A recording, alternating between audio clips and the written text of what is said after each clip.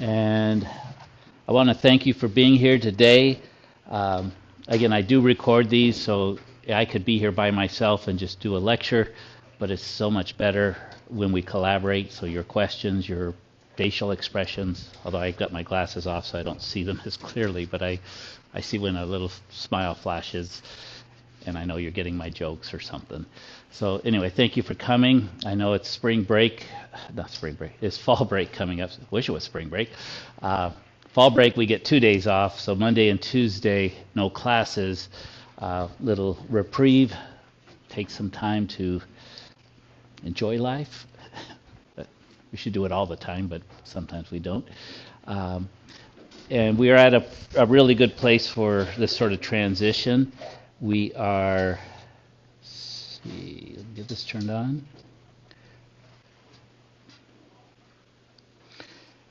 So today we're going to look at 12.2, which are applications of maximum minimum. So we're going to take what we learned on Tuesday, the skills to find them and apply them. Today's lesson won't be so much about, it'll give us a chance to practice some of the minimum and maximum tools we've been using. The functions we're going to be working with are not as difficult, but the difficulty we'll face is getting the functions set up. Okay, so this is a problem-solving approach. We're going to have, word problems, but that's life, right? Life doesn't give us the equations all the time, usually none of the time. It gives us data, it gives us questions. And then from those and goals that we want to achieve, from those we have to set up the mathematics. So while it is a bit difficult, it is also really the heart and soul of what we teach math for, is to get you to think through the problem. So what we will do today is we'll actually just work through a few different problems. I pulled some of the homework, and we're going to just work at setting them up. We won't solve them all the way, but at least the sort of the techniques for getting them set up in an attempt to kind of get you in a framework of what we're doing, because some of the problems are going to involve some geometry. And how many of you took a geometry class last semester? I didn't think any of you. Yeah. That's the thing, is we teach geometry way back in high school or maybe middle school, and then you don't see it again, and yet it plays a very important role in what all we do. But anyway, as we move on,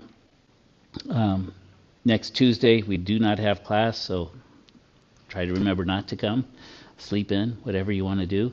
And then the rest, we have just 2 sections before our next exam. 12.3 is just derivatives of derivatives. So the techniques are nothing new. It's just you aren't done after you take the first derivative. You just view that as a function, and then you take another derivative of it. And again, it's going to be more applications of the skills we've already learned. And then related rates will connect us back to 11.5, 11.6, sorry, to the implicit derivatives that we did earlier. So again, nothing sort of new. We've done it. We'll get a chance to practice it, but again, in a sort of more of a problem-solving setting. So that's what this section will kick off for us. Then we'll have our exam after some review, and then we really enter the second part of the course, where we're basically start doing everything backwards. We start with the derivative, and we get to the function that existed before the derivative. So basically it's just everything we've done, we start doing backwards to a certain extent. Okay, so I wanted to pick up with a little bit of where we left off. Let's see, that one.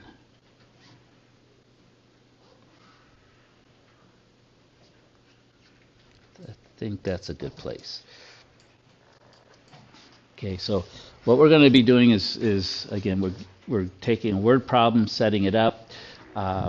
We are going to try to maximize the situation, and we will use these tools where the maximum will either occur at the endpoints or at stationary points. And again, occasionally it's this, what they call a singular point, but that's where the derivative itself is undefined. There was maybe one or two of those in the last homework. This one, I don't think there's any of those, because those are kind of an unnatural thing that happen. So our process will be setting it up and then finding a derivative where the derivative is zero, because that gives us a minimum or maximum, and going through these same processes. So let's keep going. Applications of maxima and minima. Okay. So again, just sort of the setting. This is what we've been talking about. There's things we want to maximize as business folks. We want to maximize our profit. We want to minimize our costs. On a human scale, we don't want to forget, we also, maybe, it's a good idea to maximize the happiness of our employees. This is sort of my thing. I've got a brother who runs many businesses and restaurants, and he's just, I want my restaurant to make money. Well, wouldn't it help if your cooks and stuff were happy in what they were doing? I don't care if they're happy, but maybe you should. Sometimes you should be happy, care about that. And so there's all these things, but if we can turn it, what the thing is if we can turn our situation into a mathematical model of, if I do this more than this, then I get more of that, we can look at how to optimize what we're doing. And again, there's been some great revolutions. Apple, as a company, kind of, did things differently. They worked where people work together. Again, sometimes they overwork their employees, but at the same time, they set up a different type of model that some people really got into, and they created some products that were different and have taken over a lot of other things. So what we will be doing is we will be looking to make what's called an objective function. Okay, the objective is what we're trying to do, what we're trying to maximize or what we're trying to minimize. Sometimes it'll be profit. Sometimes it'll, we want to maximize that profit. Sometimes we want to minimize the cost. But that'll be in the statement. We're looking, what are we trying to make, either the biggest or the smallest? Okay, so we look for that. That's our objective function. That's what we're going to take a derivative of. That's sort of what we're solving for that value. Also, along with that, we will be presented with some things called constraints. And those are, we have a limit of our resources. So we're going to see a lot of times one unspoken constraint is that the value can't be negative if it's cost, right? You don't have negative cost. You could have a zero cost, I suppose, but that's sort of the smallest you get. It's, so a lot of times our figures are going to be positive. Area, you can't have negative area, but I guess you could have zero, so there's a constraint there. And then sometimes there's a constraint at the far end. There's only so many resources, and sometimes that's part of the question.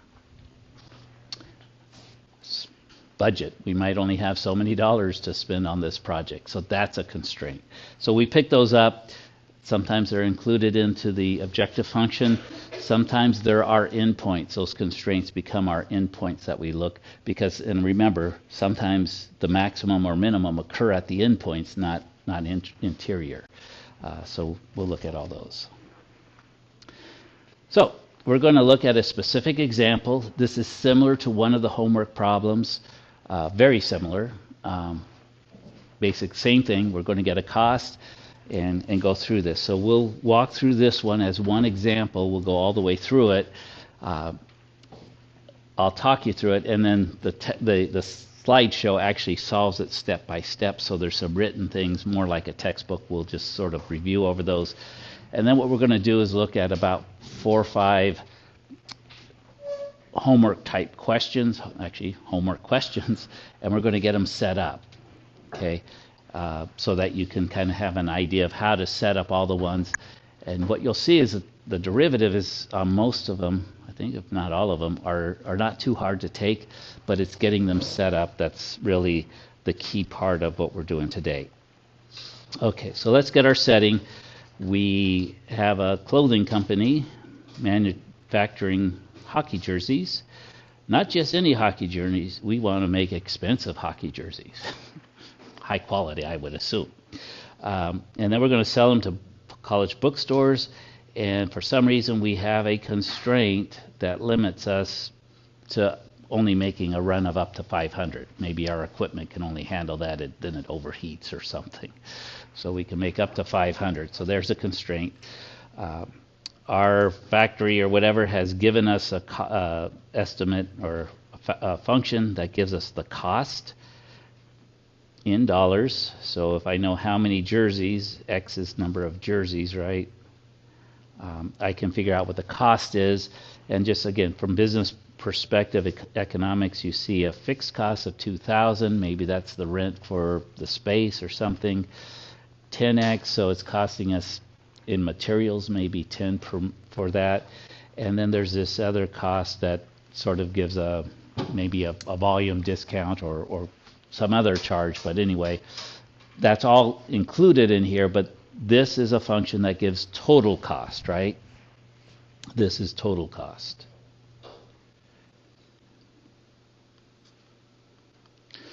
So then the first question that we're going to address, and the other two will follow suit, is how many jerseys should they produce in a particular run to minimize, right? Minimize average cost. Because we're assuming, again, in business, you produce a particular jersey, the market has a particular price set that, okay, you could sell it at this price. Again, it may be expensive, you're not going to sell it to everybody. But if it's too much or whatever, you get basically marketing tells us we could sell them at this price. So if you can reduce the cost per jersey to make them, then you're going to also increase your profit, right? Not a direct relation, but certainly that's what the goal is. So let's look at how we would set this up. First of all, we have a constraint. So we know the upper end is 500. Unspoken is that the lower end would be 0. We could produce 0 jerseys, but we can't produce negative jerseys. So we're working in the interval from 0 to 500. So that's one of our constraints. And again, it could be that 500 is thinking of this, the more we think, okay, if I produce more in a single run, I will minimize the cost at the 500. So we'll check it. We'll check that endpoint. That might be the case. We are given a function, but this is not our objective function, right? Because the objective is to minimize average cost. Average cost. What would be average cost? Well, if I had the cost for 100 jerseys, how would I get the average cost for those 100 jerseys? Let's say the cost to make 100 jerseys was $5,000. What's the cost per jersey? 5,000 by however many we made, so by 100, so it cost us 500,000. Let's see, 5,000, 100 jerseys, take $50 per jersey. Okay. Do the math, right? So what we want is this function we have is not our objective function, but so we introduce something called the average. Now this is not the marginal. Remember, we did a marginal, which was the derivative. This is the average cost function, not the total cost function. The average cost function is you take the total cost function, which is just our C of x, not the derivative. We haven't taken a derivative yet. And you divide it by x, which is the number that we produced for this particular run.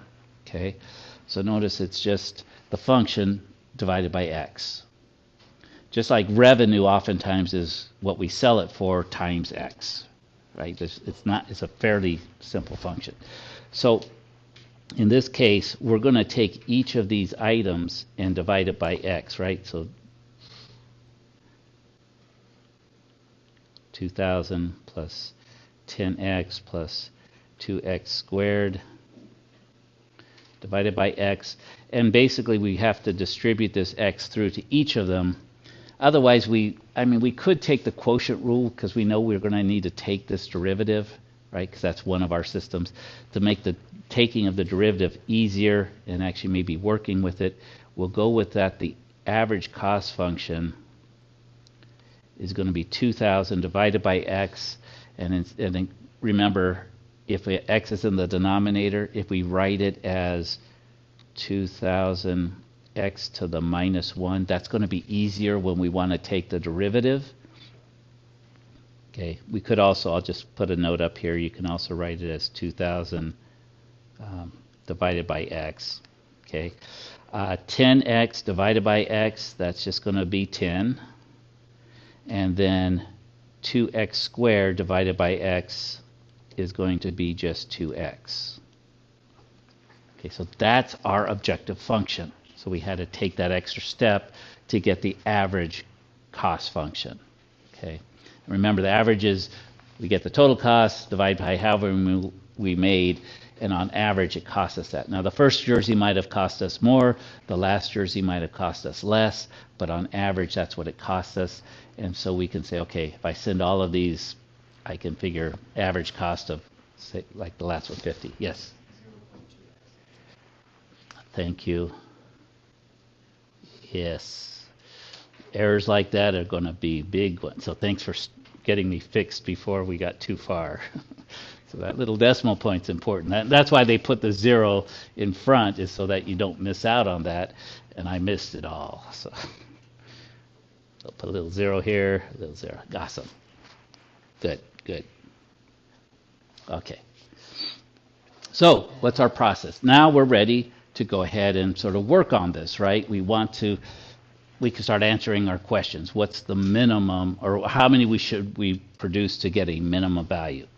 Well, we remember that at the extremes, at the endpoints, at 0 and 500, so if we find the average cost at 0 and the average cost at 500, it's potentially, those could be the areas where we have a minimum. Well, if we plug in 0, what's going to happen to our average cost function? Well, this is where it may be happy. You're going to get 2,000 divided by 0, right? What's 2,000 divided by 0? It's undefined, or if you want, it's like infinity. So it doesn't make any sense, and that we don't produce any, right? In fact, actually, from the function, we could say we've got 2,000 fixed costs, so we got to pay that whether we produce anything or not. So 0 doesn't even make sense because, at least from the derivative, it would be undefined. Well, wait, that's not where I want to plug it in. Sorry. Oh yeah, because we're wanting to minimize the average cost, so that's where I plug it in. Plug it in here, it's undefined, so undefined. Okay, I can plug in 500, and let me go ahead and go on my screen. I'm going to go ahead and put this equation, because remember this is my objective function. I'm going to put it into my graphing tool, and we can do that at any time. Let's see, make sure I keep this. I've got to remember to start my graphing tool earlier, but here we go. We'll do the TI-84 calculator. You could use Desmos too, but again, I try to show the method using the tool that you'll be able to use on exams. It always takes a little bit.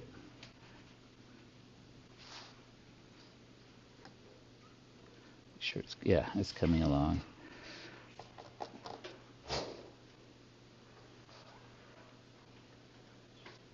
Oh, I had it in there from yesterday. So there's our 2,000 10x plus 0.2x squared, all divided by x.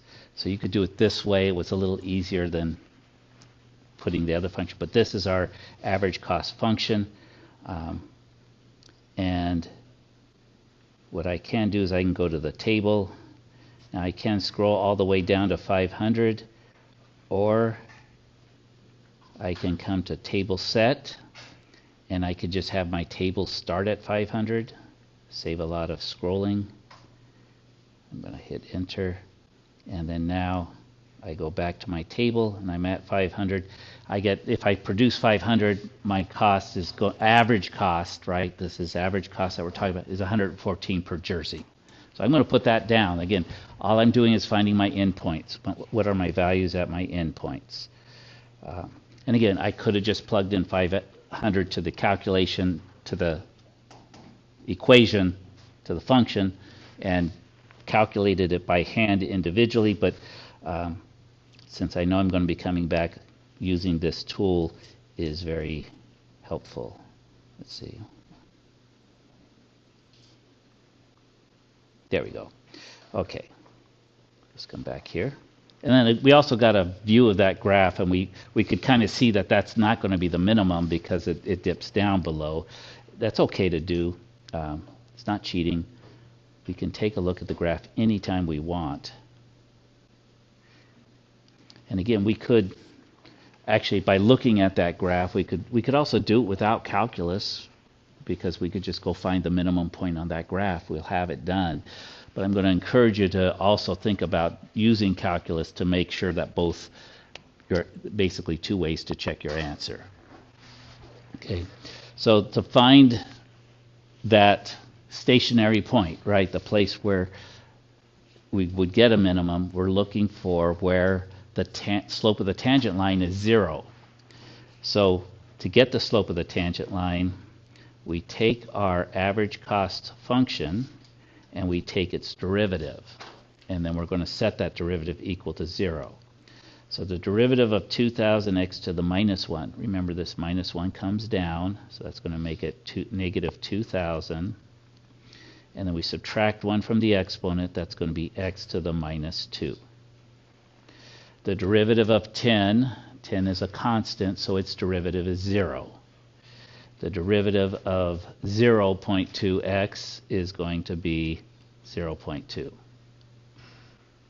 Okay, so far so good. What do we do with this derivative? Set it equal to 0 and solve for x. That will give us the location of a stationary point, a critical point. Okay, so we will set this equal to 0. And now with algebra, for me, it's easier to work with x squared in the denominator, so I'm going to move it down here. And we just need to solve this. So let's subtract 0.2 from both sides. So it gives us negative 0.2 equals negative 2,000 divided by x squared. Multiply both sides by x squared just to kind of get it out of the denominator.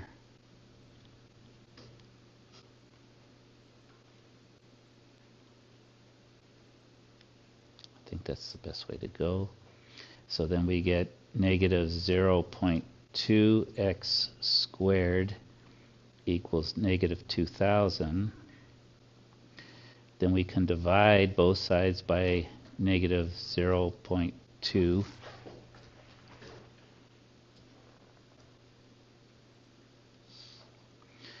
And that gives us that, going over here, x squared.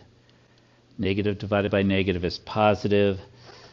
0.2 is like 1/5. Plug it in a calculator, I believe you get 10,000. Actually, I know we do because I did this yesterday, so it's just from memory. It's not that I'm any great mathematician and pulling that out, but 2,000 divided by 0.2, you'll get 10,000. Then what do? Haven't solved for x yet. Yeah, it's a good one where we could take the square root of both sides. Remember, we get a positive and a negative value when we take a square root, but does the negative one make any sense? No, not negative cost, so we ignore that one. We just take the positive one, and the square root of 10,000 is like 100. 100 times 100 is 10,000. Okay, so is that right? Okay, good. So we found that by taking the derivative, now what is this x? That is telling us that when x is 100, we have either a minimum or a maximum. And again, we saw the graph, so we would assume it's a minimum. But to find what that minimum is, what do we have to do? We have to plug it in. And where do we plug it in? Not to the derivative function, not to the derivative, but to the original cost function, average cost function. Sorry, not to the total cost function, but to the average cost function. Okay, so we're going to plug it in here. But again, the arithmetic sometimes gets us down, so what I'm going to do is I'm just going to go back to my calculator and look at the table when x is 100, because it will do that. It'll plug it in for me. I have less chance, I have no chance of making a mistake because I've already entered my average cost function. Every time I do it by hand, I run into the possibility of making a calculation error, right? Entry error or something. You see me do it all the time. And in fact, I worked with a colleague of mine who was previously an engineer, and he would remind the department that engineers don't care about your handwork. They want to see it run through a computer. And I think probably your boss will do the same thing, whoever you're working for in a business world too. They want to see that technology has done the calculations, and that because they know humans, well, computers can make mistakes, but the mistakes that computers make is generally that the humans put it in wrong once it's set up. So we'll get back, go to our calculator. We're going to keep that stuff, and because our calculator already has everything in here, we just need to go to 100. So I'm going to go back to table set. I'll change the 500 to 100. You can also change it from auto to ask, and then you just enter 100. That's another way to do it. But at 100, now the average cost is 50. So remember that function that we put in is the average cost function. We do 100 jerseys, it's going to only cost us $50 per jersey. If we keep going until we've done 500 in a single run, that function's telling us that the average cost would actually be 114 per jersey. So we don't want to do a run of 500, we want to do a run of 100, and then maybe another run of 100, but it seems like doing 100 maximizes. Maybe our equipment overheats after 100 or something. We don't, whatever it is, 100 is the mathematical number we want. It's going to then be $50 per jersey.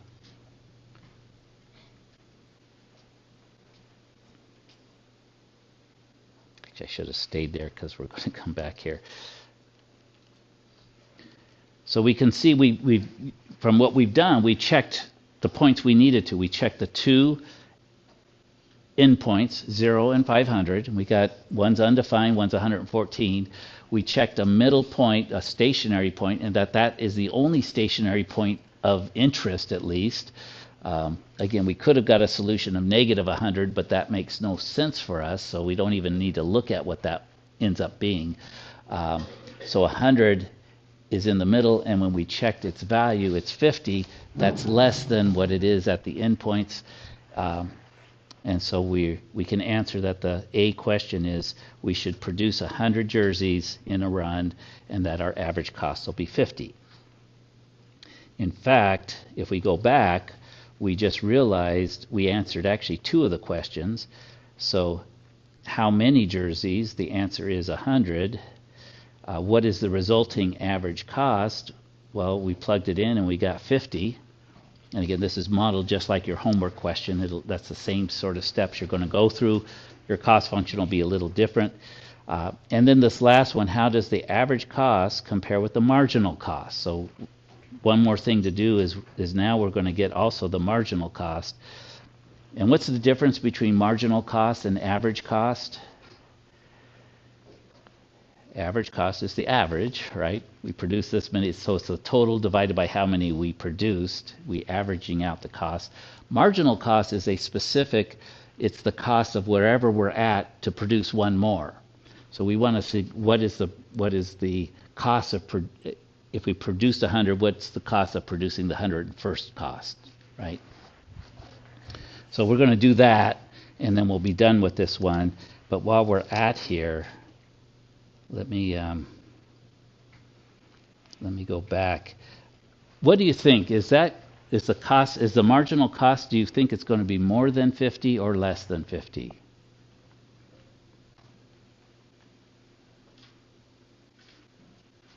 Not sure. Not even willing to commit. So we know that at 100 we get a minimum cost of $50 per jersey. If we go to 500, we're at 114. The cost is going to go up.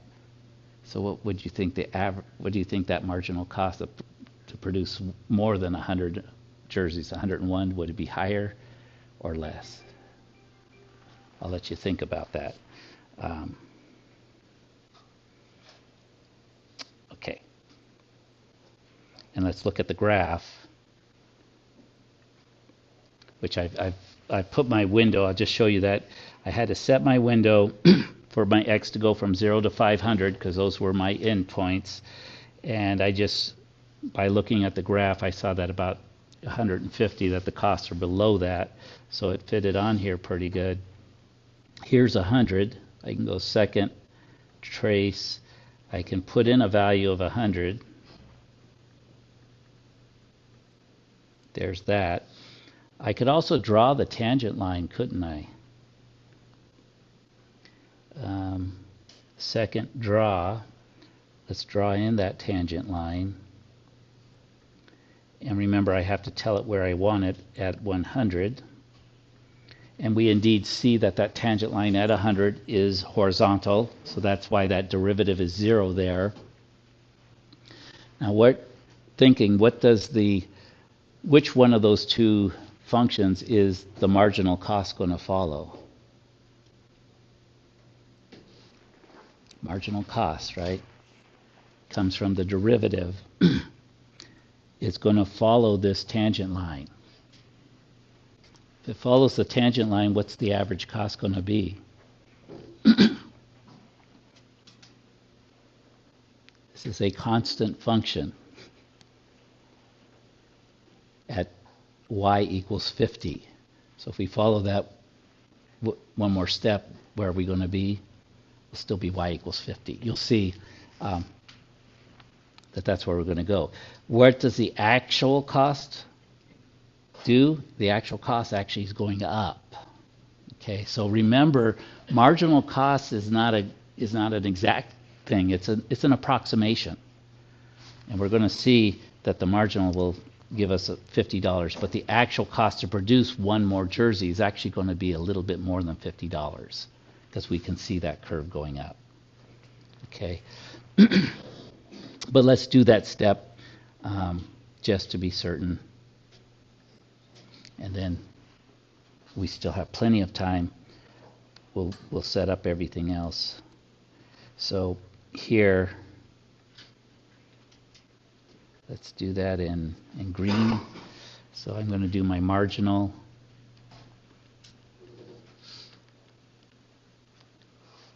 At 100. And remember, that will give me the cost of the 101st one. Well, what's the marginal? For the marginal, actually, I don't have to work too hard. I've already got the derivative. Excuse me. I've already got the derivative. So what I do is I take that derivative. No. Back up. I've got the derivative of the average cost. I want the derivative of total cost, right?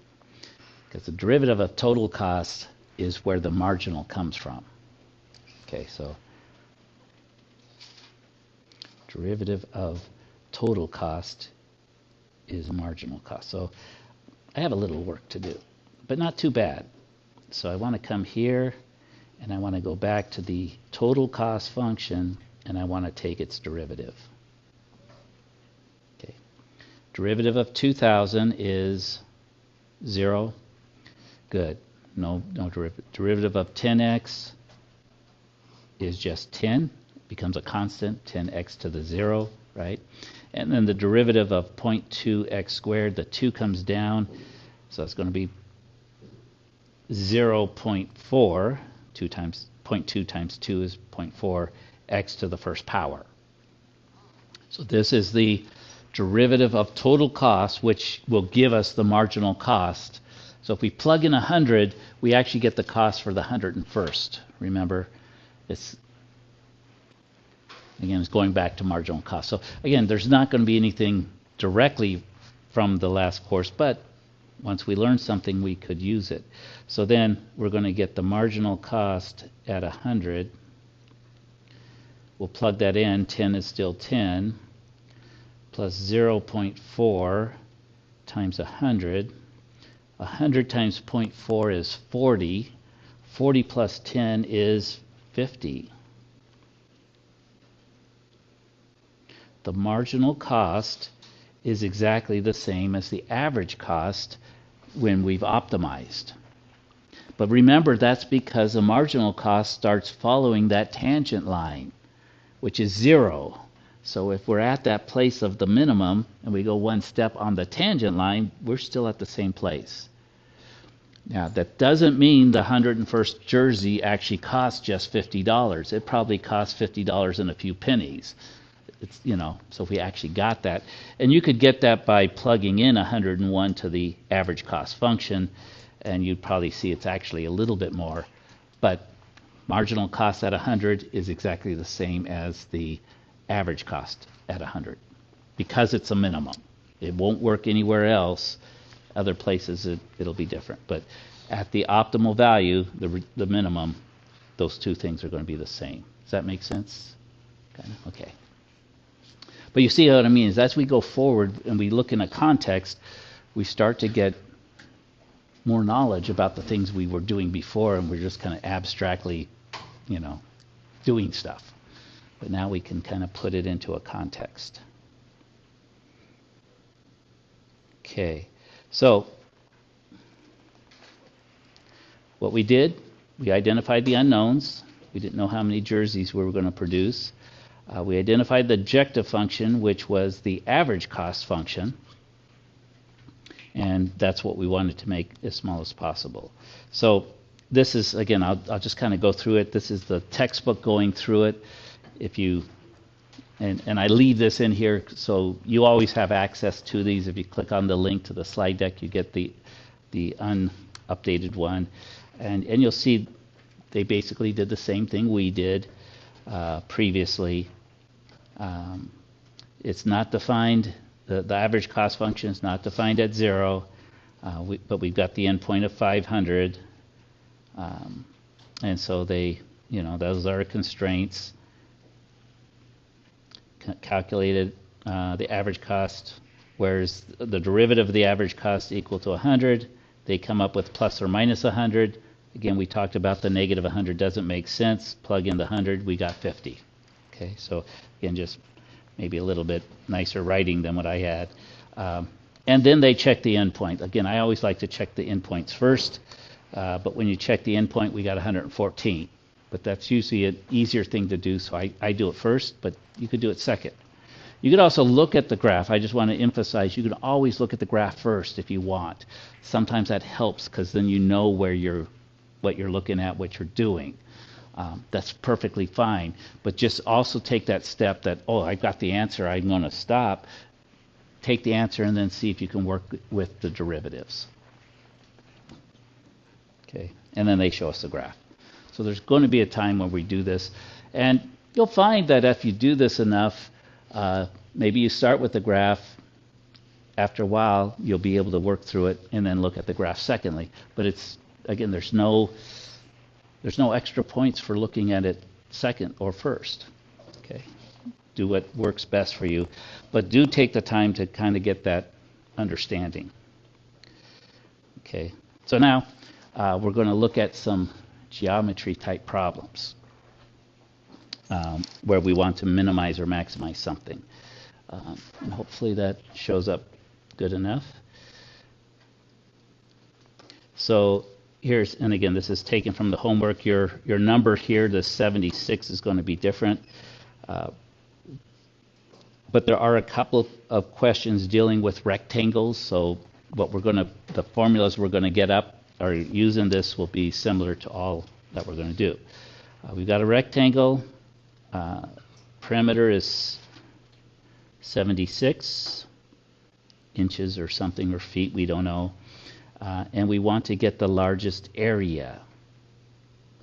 So it doesn't seem to have given us much, but so it's expecting us to pull out of our memories things from geometry about rectangles. So if I have a rectangle, how do I get the area of a rectangle? Well, a rectangle has a length and it has a width, or a base and a height, however, but that's got those two. If we multiply those two together, the length times the width, we get the area. The other thing we have to remember is each of these sides on a rectangle, the opposite sides are equal, so this is a length and this is a width, and that the concept of perimeter is how far around the item is it. So if you were to take a walk around this rectangle, you would see you did the length twice, you did the width twice, and so that gives us the perimeter is 2 times the length plus 2 times the width.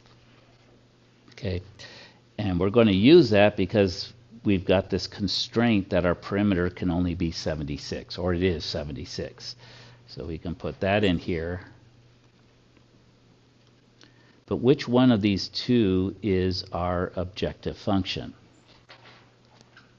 The perimeter or the area?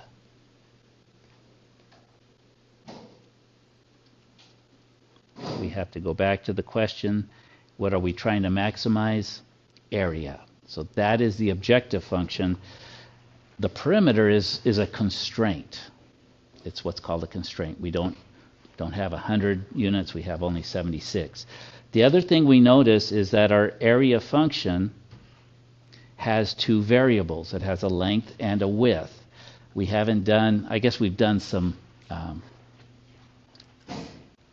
derivatives where we had both x and y, but to solve these things, we need to get it down to one variable, and that's what we use the perimeter function for. So I'll just take you one more step. What you're going to do is you're going to solve this one for either L or W. Doesn't matter, whichever one you do, you'll get it down to one variable. Anyone have a preference? Should we solve it for L or solve it for W?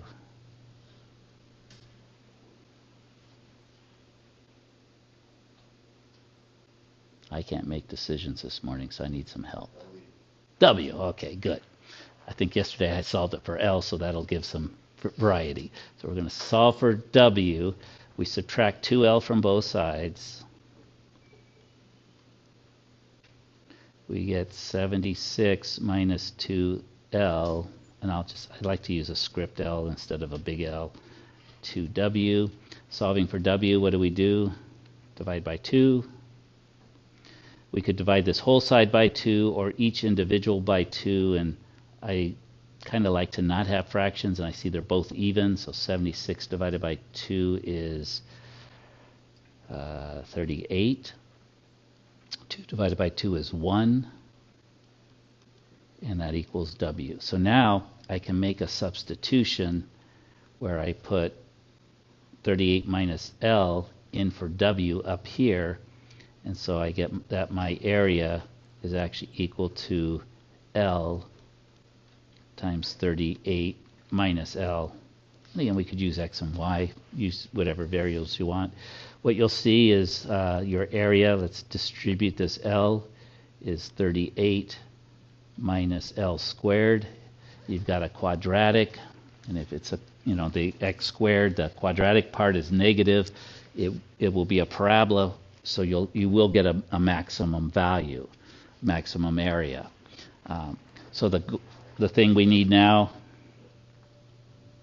take the derivative of the objective function, set it equal to 0, solve for that value. That gives you one of the, again, it gives you either minimum or a maximum, but we'll check it and we'll see that that's going to be a maximum. And looking at the graph, we can do it. Do we need to find what the endpoints are?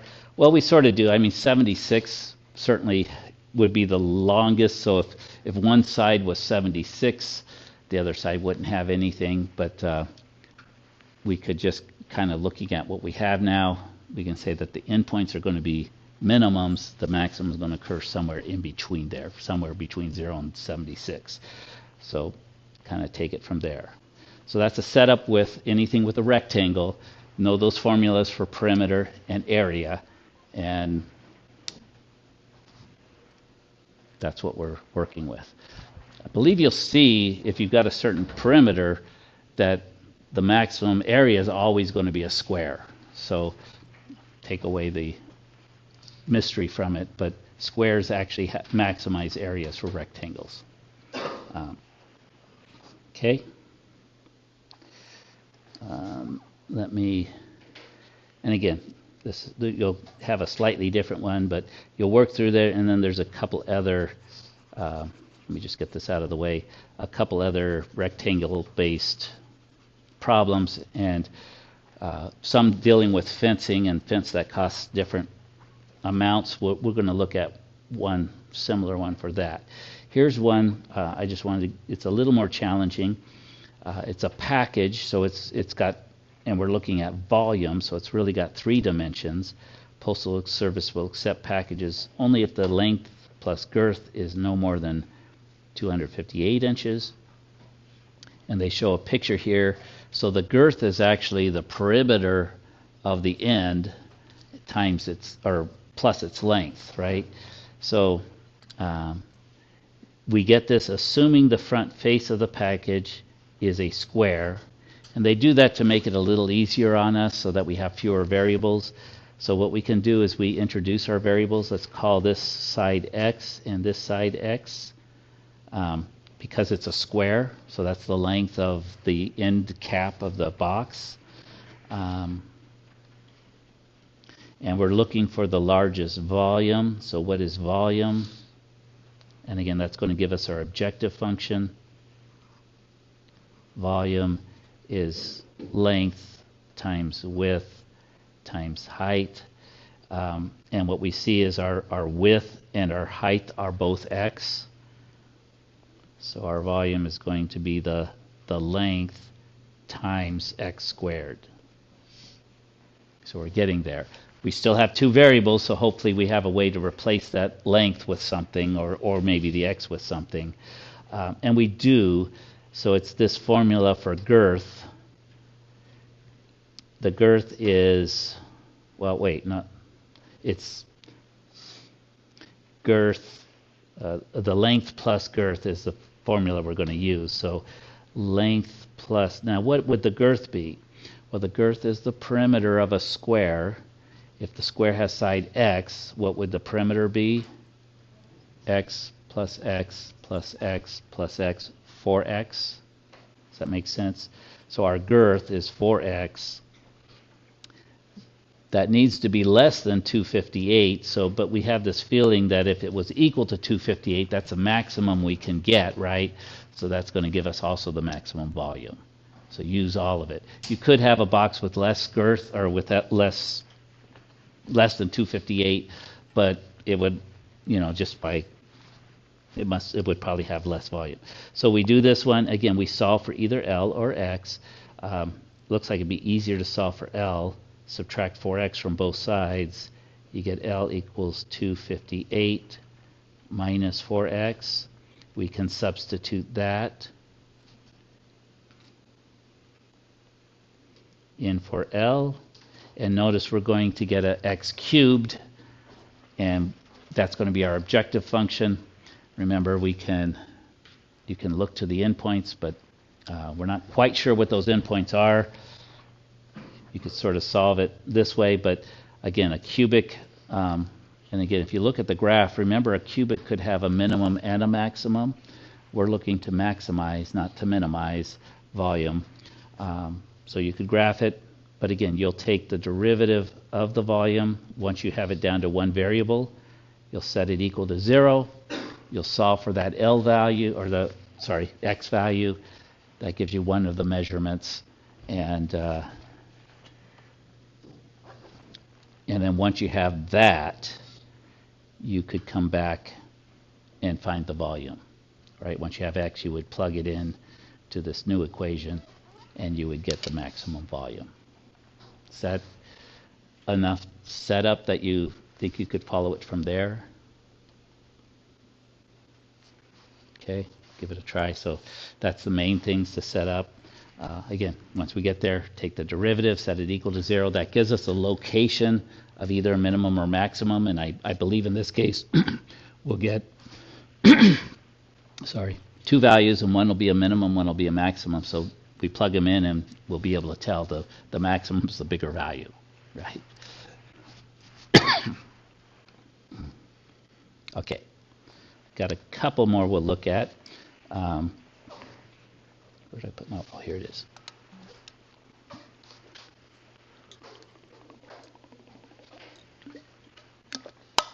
Okay, there's one like this, obviously I copied it. So this is building a fence, and the fence costs different amounts depending upon what side we're trying to fence in. There's maybe 2 or 3 others of these that involve rectangles. So again, put together with what we're going to talk about here with what we talked about with rectangles. So we're building a right-angled triangular flower garden along a stream as shown. And I guess we want to put a fence in so people don't take our flowers because we want to sell them, right? Or something. Or we don't want the deer to come and eat. Whatever we want to do, we want to put some fencing around it. It's by a stream, so but we don't have to, we're not worried about things from the stream coming into our area, so we don't need a fence along the stream is what we're told. The fencing on the left border, so we've got a border, a fence we're going to put in here, we'll call that Y. The fence down here we'll call X. And that's the length of the amount of fence that's going to go in each of these. So we need fencing for the Y side, fencing for the X side, and X and Y are the lengths of those sides. We know it's going to cost us $10 for the vertical side, and the lower boundary only $2. Maybe we're not so worried about people coming over there, so we put a cheaper fence, whatever that is, right? We have a budget of $520. That's a constraint, right? That's all we have to spend. And then we want to enclose as much area as possible. That sounds like a maximum to me, right? We want as much as possible. We want to maximize. And then they also give us a hint that the area of a triangle is 1/2 the base times the height. That's what we're going to use for our objective function. And so then now we just got to see how we incorporate this constraint of 520. Well, if we build, if Y is like 50 feet, how much is it going to cost us? It's going to cost us $10 per foot, so 10 times 50. So whatever Y is, it's 10Y is the cost of that side of the fence, right? The cost for the bottom side is whatever X is, however many feet that is, we're going to multiply that by 2 because it costs us $2 per foot. And we've got to keep this under 520 because that's our budget. So literally it is a less than, but we would think we could maximize things by maximizing what we spent. Okay, so the more fence we could buy, the more we can enclose. Would it make sense that X is probably going to be bigger than Y because it's cheaper, so you're going to have more cheaper fence, but you've got to have some, but that's how it's going to work. And again, what we see is that this is the constraint, or one of the constraints. This is the objective function over here, so this is what we're going to want to take the derivative of. And we've got 2 variables, so again, we take the time to solve our constraint function, our constraint equation for one of the variables. Maybe we'll solve it for X. Subtract 10Y, subtract 10Y. We get 2X equals 520 minus 10Y. Divide by 2. So we get X equals, that's 250 plus 1, that's I think 260. Minus 10 divided by 2 is 5.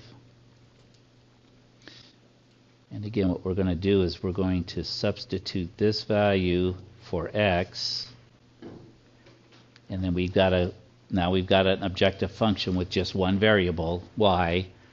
We're going to get a y times y, which is a quadratic, and we know that quadratics have a vertex, so it will also give us that maximum volume pretty good, right? And I'll just write this out. 260 minus 5y times y all over 2. And then again, what we're going to want to do is get the derivative, set it equal to 0, solve for y, and that will give us the location of the minimum or maximum. And again, just thinking of it, since it's quadratic, it's got to be a maximum. Take a look at the graph. You'll see it's going to be a maximum. We'll plug it back in here, and that will actually give us the area, because that's what they want, is they want us to maximize the area. And again, usually that question is what's the maximum area. They also might ask what the dimensions are. What is the x and the y? So we could solve that. We're going to have the y solved. To solve for x, we plug it back up here and solve for what x is. Okay, so just look at what the question's asking to make sure we've answered that question. Does that help with the setup? Hopefully.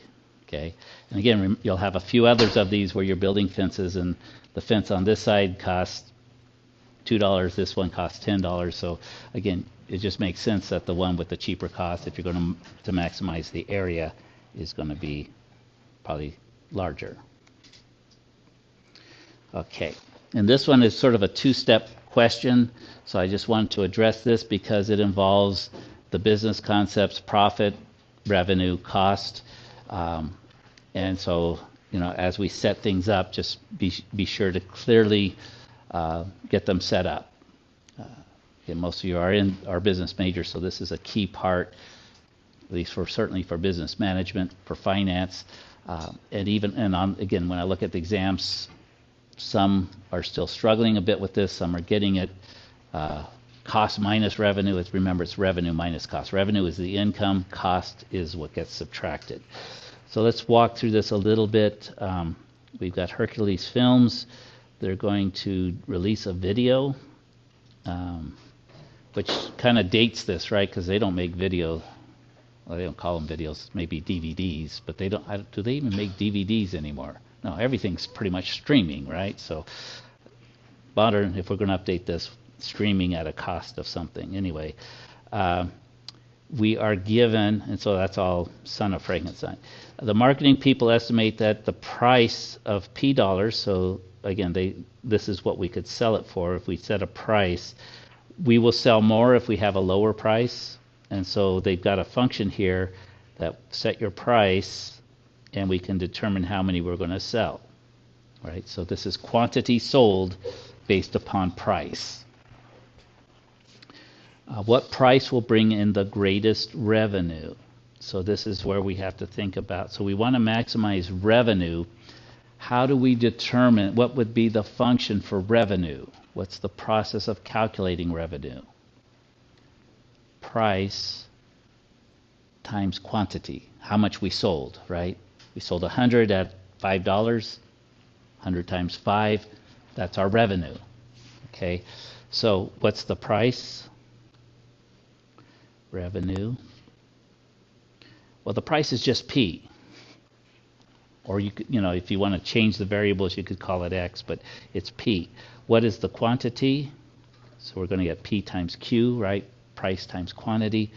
Well, we have a function or an expression for the quantity, so we will put that as 280,000. Oops. Yeah, getting off. I don't like to put 280,000 minus 20,000 P. That's our revenue. Okay. Now again, you may want to distribute this P, and the process is going to be, I guess there's no stated constraint, but obviously we can't charge a price. If we charge too high of a price, we won't sell anything, so we get zero revenue. Then the other thing is you wouldn't charge a negative price. You probably wouldn't charge zero, but those are sort of implied endpoints.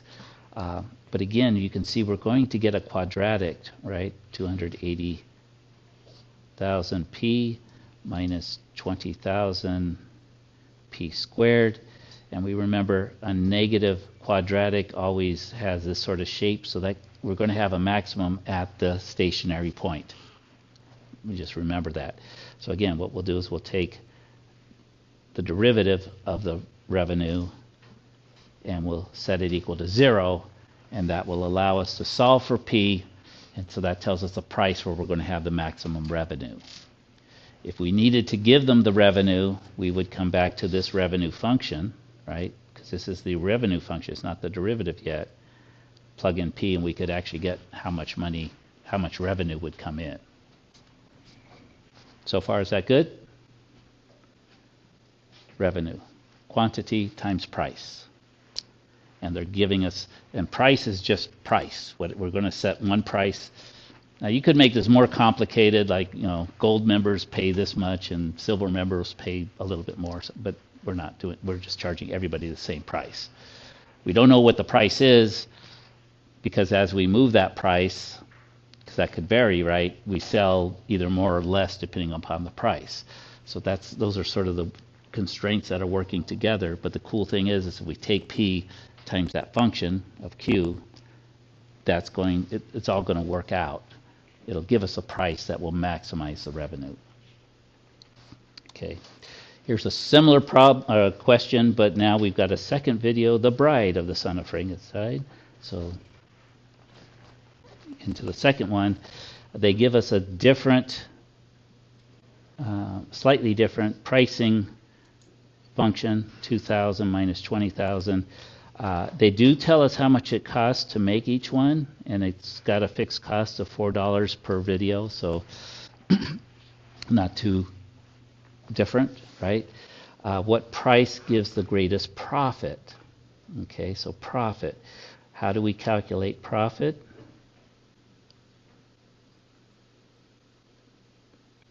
And this is going to be confusing because we've got, so I'm going to use big P for profit.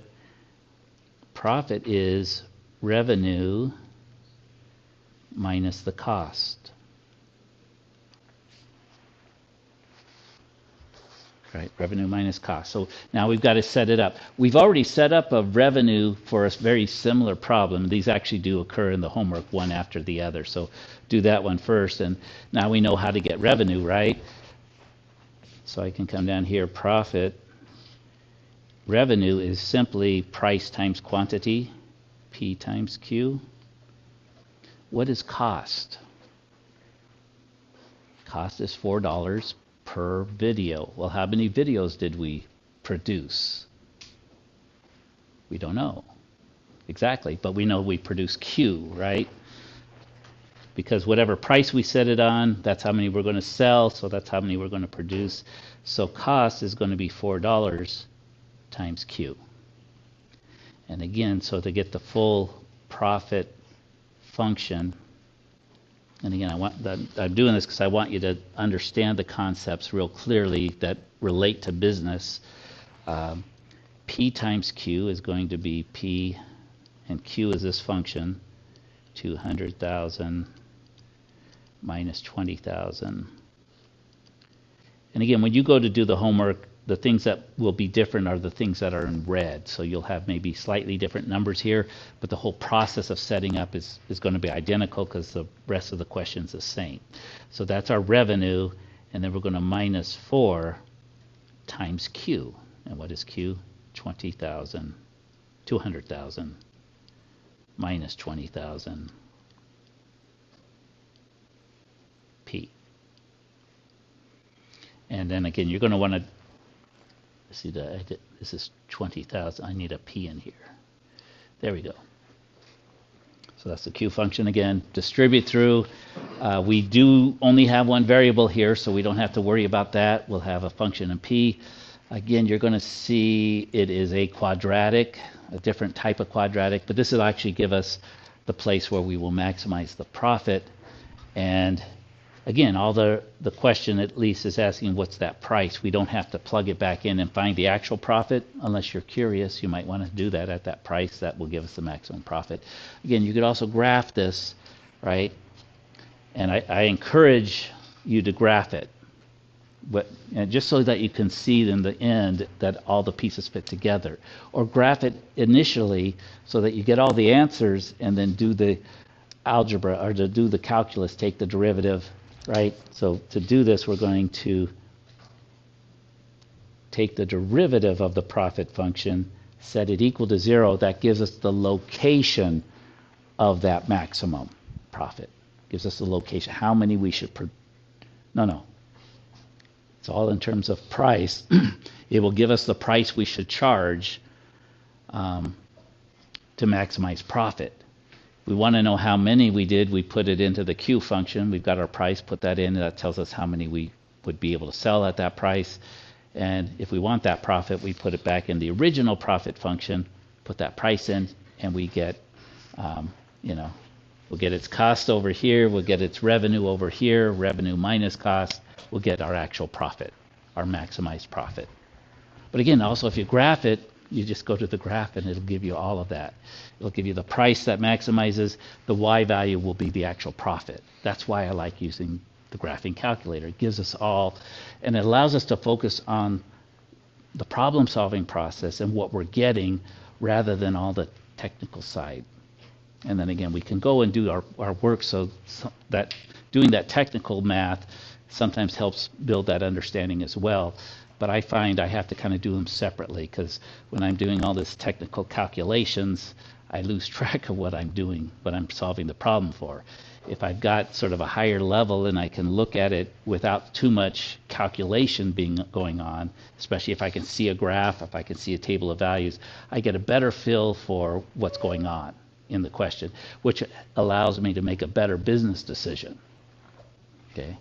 And again, sometimes we don't, okay, I'll maximize profit at this price, but maybe at a lower price, I might reach more people. I might make less profit, but I reach more people, which maybe on the first movie would be a good one, because if more people see the first movie, maybe more people will see the second movie. So there's all that other stuff that we can bring into our decision-making process, and that's where you bring in your field of study. You're going to become you're not here to become a math expert, otherwise you should be a math major.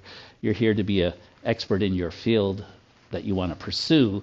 You're using the math, you're understanding the math so that you can then make those good decisions that are going to make whatever you're trying to maximum, whatever you're trying to minimize in your life, like stress and those kind of things, a minimum. So I think we're done. Oops. Well, we've got a last part is just basically what we did. What did we do? We identified the unknowns each time. Okay, so we also identified what the objective function, because we looked for what do they want to make the biggest or the smallest. That's what we want. That's our objective function. We identified constraints. Again, sometimes it was a perimeter. Sometimes it was an actual lowest value, highest value. We stated the optimization problem. We took its derivative. Again, sometimes we eliminated extra variables, which means we got it down to one variable. And then we used these techniques of taking the derivative, setting it equal to 0. That's what we learned on Monday, to find the location and then answering the question with everything else we put together. And that is the last slide. So you're ready, set to go for 12.2. Take a little break on Tuesday. We'll come back together in a week on Thursday and keep moving forward. If you have any questions, let me know.